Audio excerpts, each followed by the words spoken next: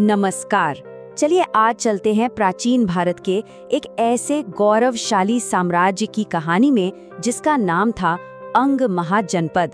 एक ऐसी धरती जिसकी कहानी शक्ति, समृद्धि और एक महान नायक के इर्द गिर्द घूमती है।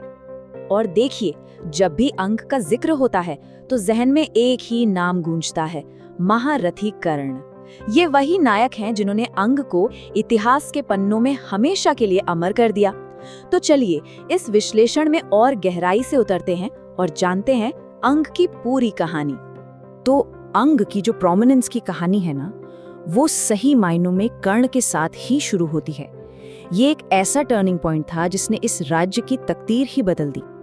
जरा सोचिए, बस एक पल, हस्तिनापुर की उस भरी सभा में जब दुर्योधन ने कर्ण को अंग देश का राजा घोषित किया, तो वो सिर्फ एक सम्मान या एक ताजपोशी नहीं थी, वो एक गुमनाम से राज्य का नेशनल स्टेज पर उदय था। इसी एक पल ने अंग को प्राचीन भारत के नक्शे पर एक मजबूत पहचान दे दी। कर्ण के आते ही अंग सिर्फ एक राज्य नहीं रहा, बल्कि एक आदर्श बन गया। उनकी शक्ति ने इसे दुश्मनों से सुरक्षा दी, उनके न्याय के सिद्धांतों ने प्रजा में विश्वास जगाया और उनकी दानवीरता की कहानियां वो तो आज भी घर घर में सुनाई जाती है।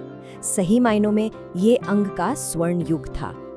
लेकिन अंग की पहचान सिर्फ कर्ण की वीरता तक ही सीमित नहीं थी। इसकी असली ताकत, इसकी जान बसती थी इसकी राजधानी चंपा में, एक ऐसा शहर जो अपने समय से कहीं आगे था। चंपा सिर्फ एक राजधानी नहीं थी, ये उस दौर का एक बसलिंग, एक वाइब्रेंट इकोनॉमिक हब था। इतना कि इसे अक्सर भारत का पहला इंटरनेशनल ट्रेड सेंटर तक कह दिया जाता था। दुनिया भर से व्यापारी यहाँ आते थे और ये प्राचीन भारत की अर्थव्यवस्था का दिल हुआ करता था। और यहाँ का व्यापार वाकई में कमाल का था। चंपा के बंदरगाह से सोना, बेशकीमती मसाले और दुनिया के सबसे बेहतरीन कपड़े, ये सब चीजें दक्षिण पूर्व एशिया तक एक्सपोर्ट की जाती थी। इससे पता चलता है कि अंग कितना समृद्ध और दुनिया से कितना जुड़ा हुआ था। तो सवाल उठता है, चंपा इतनी सफल कैसे हुई? इसका राज उसकी लोकेशन में छिपा था। बिल्कुल गंगा नदी के किनारे बसे होने की वजह से यहाँ से सामान को लाना ले जाना बहुत आसान था, जिसने इसे ट्रेड और कल्चर का एक अहम सेंटर बना दिया। लेकिन कहते हैं ना, जहाँ दौलत और समृद्धि होती है वहाँ अक्सर लोगों की नजर भी लग जाती है।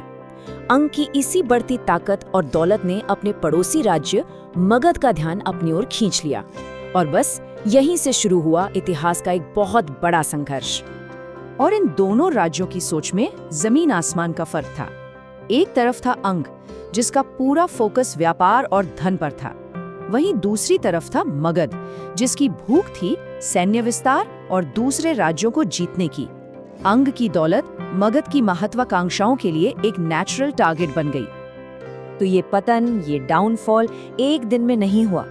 कर्ण के जाने के बाद अंग की मिलिट्री पावर धीरे धीरे कमजोर पड़ने लगी और बस इसी मौके का फायदा उठाया मगध के चतुर राजा बिंबिसार ने। उन्होंने एक सोची समझी रणनीति के तहत हमला किया, पहले राजधानी चंपा पर कब्जा किया और आखिरकार पूरे अंग साम्राज्य को मगध में मिला लिया। लेकिन क्या एक साम्राज्य के खत्म होने से उसकी कहानी भी खत्म हो जाती है? शायद नहीं। चलिए अब देखते हैं कि अंग की विरासत, उसकी लेगेसी आज भी कैसे जिंदा है। ये जुड़ाव बड़ा कमाल का है। सोच के देखिए, जो व्यापार की आत्मा प्राचीन चंपा में बसती थी, वही परंपरा सदियों तक चलती रही और आज वही जमीन हमें आधुनिक भागलपुर के रूप में दिखती है, जिसे हम सब सिल्क सिटी के नाम से जानते हैं। और इसका सबसे बड़ा और जीता जागता सबूत, आज जब कोई भागलपुर का मशहूर टसर सिल्क देखता है तो वो असल में अंग की हजारों साल पुरानी विरासत को ही छू रहा होता है। वही हुनर, वही व्यापारिक समझ जो एक पीढ़ी से दूसरी पीढ़ी तक सफर करती आई है। तो आखिर में यही विचार करने वाला सवाल उठता है, भले ही अंग का साम्राज्य गिर गया, उसकी सीमाएं मिट गईं, लेकिन उसकी रूह, उसकी सांस्कृतिक और आर्थिक पहचान आज भी बिहार की कहानी का एक अहम हिस्सा है। शायद सभ्यताएं मरती नहीं, बस अपना रूप बदल लेती हैं।